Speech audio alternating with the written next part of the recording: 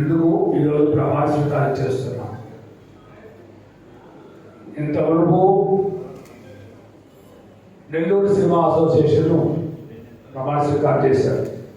శివలేని విరాజన్ గారు, మరటి ప్రసాద్ రెడ్డి, రేమో, మిగతా ప్రతి ఒక్కరు కూడా ప్రమాణ స్వీకారం చేశారు. ఎందుకు చేశారు అంటే ఒకప్పుడు ఇప్పుడు ఏమీ చూసాము, సాధారణ సాగిన ఈ కళా సంఘాలు ఈరోజు అతి పెద్ద వృక్షంలాగా హైదరాబాద్ నుంచి కూడా ఫోన్ చేసి మేము నెల్లూరులో సినిమా తీయదలుచుకున్నాము, మీరు దానికి సపోర్ట్ చేయండి అన్నంత ఎత్తుకి ఈరోజు 20 లక్షల కాల్చింది.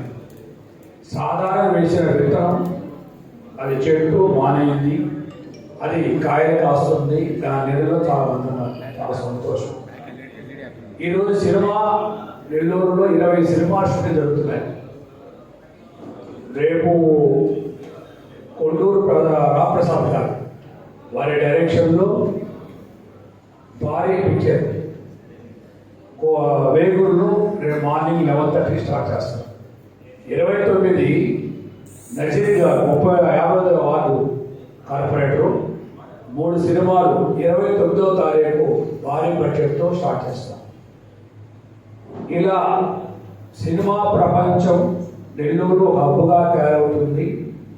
ఆర్టిస్ట్ అందరూ కూడా ఒక వేదికకు రావాలనే ఉద్దేశంతోనే సినిమా నెల్లూరు సినిమా అసోసియేషన్ స్థాపించడం, ఈరోజు చెన్నై బజార్ శివరాగి జనార్దన్ డైరెక్షన్ జరుగుతుంది.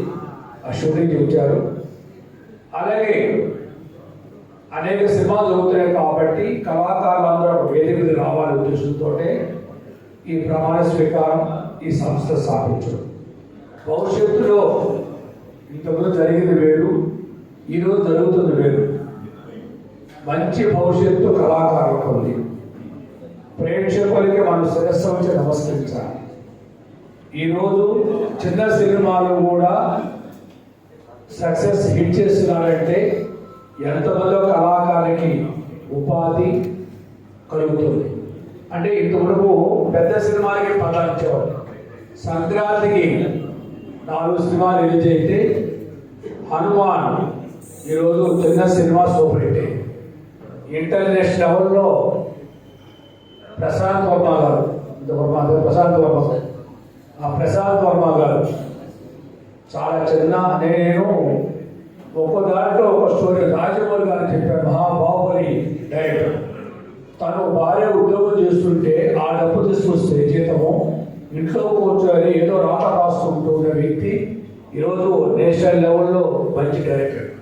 అదేవిధంగా ప్రశాంత్ వర్మ కూడా తను చిన్న చిన్న షార్ట్ ఫిల్మ్లు, డెమో ఫిల్మ్ చేస్తూ వాటి మీద కథ రాసుకుంటూ ప్రతి హీరోని కలుసుకుంటూ నేను సినిమా తీస్తానంటే అవకాశం ఎవరికి ఉన్నా ఆయన ప్రయత్నిస్తూనే ఈరోజు ఇంటర్నేషనల్ లెవెల్లో ప్రశాంత్ వర్మ గారు ఒక గుర్తింపు వచ్చారంటే సినిమా అంటే మన వృత్తిని ఎదుర్కోవాలి.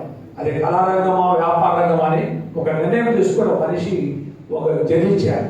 అంటే ఇటు కాకుండా మనం ఏదో చేసుకొని అయిపోయిందంటే మనకి 100 సంవత్సరాల వయసు.